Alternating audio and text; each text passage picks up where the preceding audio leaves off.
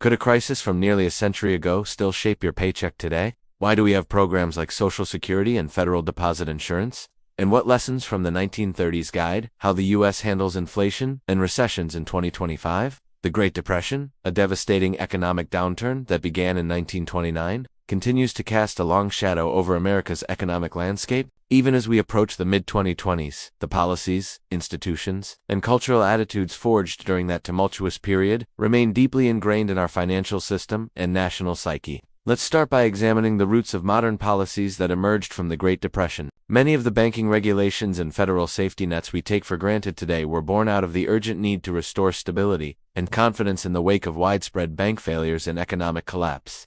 The Federal Deposit Insurance Corporation, or FDIC, was established in 1933 to protect depositors and prevent the kind of bank runs that had exacerbated the crisis. Today, the FDIC continues to insure bank accounts up to $250,000, providing a crucial safety net for millions of Americans.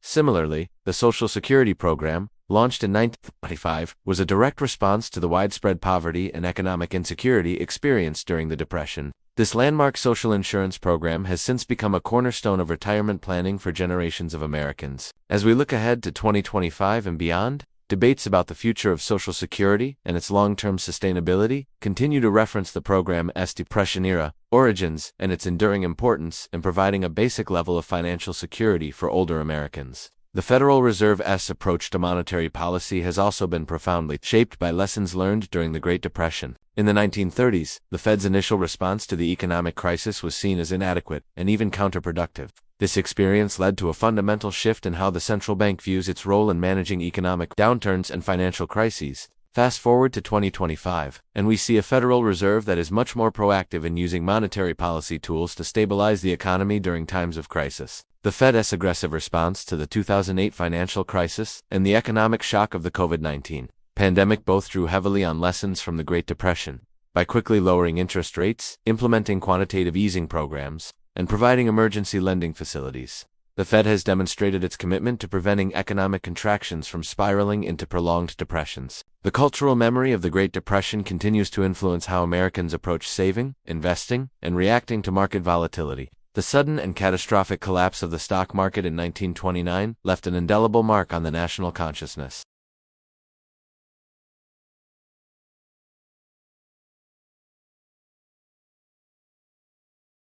This lingering caution can be seen in the savings habits of many households, with a significant portion of Americans prioritizing emergency funds and conservative investment strategies. In 2025, as we navigate an increasingly complex and interconnected global economy, the echoes of the Great Depression still inform how individuals and families approach financial planning and risk management. The concept of large-scale government intervention in the economy during times of crisis also traces its roots to the Depression era. The New Deal programs of the 1930s, which included massive public works projects and direct government employment initiatives, set a precedent for how the federal government responds to economic downturns. This legacy is evident in the infrastructure bills and economic stimulus packages of recent years. As we look to 2025, debates over the appropriate scale and scope of government intervention during economic crises continue to reference the successes and limitations of Depression-era programs. Policymakers grapple with questions of how to balance short-term economic relief with long-term fiscal sustainability, echoing debates that have persisted since the 1930s. The Great Depression also ushered in a new era of labor rights and employment protections that continue to shape the American workforce in 2025. The National Labor Relations Act of 1935, also known as the Wagner Act, established the right of workers to form unions and engage in collective bargaining. This landmark legislation, along with the Fair Labor Standards Act of 1938, which introduced the federal minimum wage and overtime pay requirements, laid the foundation for many of the workplace protections we have today. As we navigate the rapidly evolving labor market of the mid-2020s, with its gig economy workers, remote work arrangements, and increasing automation, the principles established during the Great Depression continue to inform discussions about worker rights, fair compensation, and the balance of power between employers and employees. Debates over raising the minimum wage, expanding overtime protections, and addressing income inequality all harken back to the fundamental shifts in labor policy that occurred during the 1930s.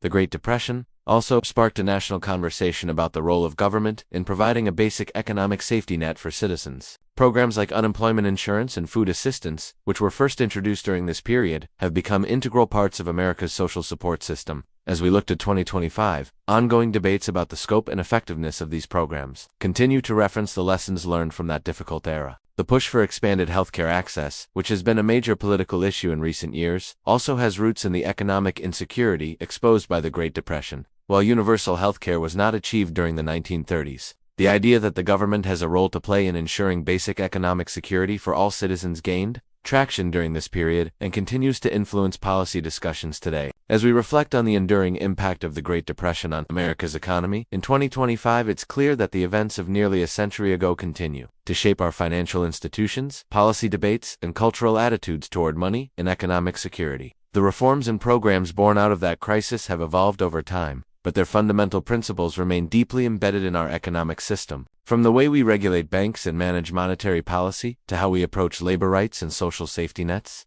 the legacy of the Great Depression is ever present. As we face new economic challenges in an increasingly complex global economy, the lessons learned during that pivotal period continue to provide valuable guidance and context for policymakers and citizens alike. Understanding this historical context is crucial as we navigate the economic landscape of 2025 and beyond. By recognizing how past crises have shaped our present systems, we can better appreciate the complexities of our economy and make more informed decisions about its future direction. The Great Depression may be a distant memory, but its impact on America's economic DNA remains as relevant as ever.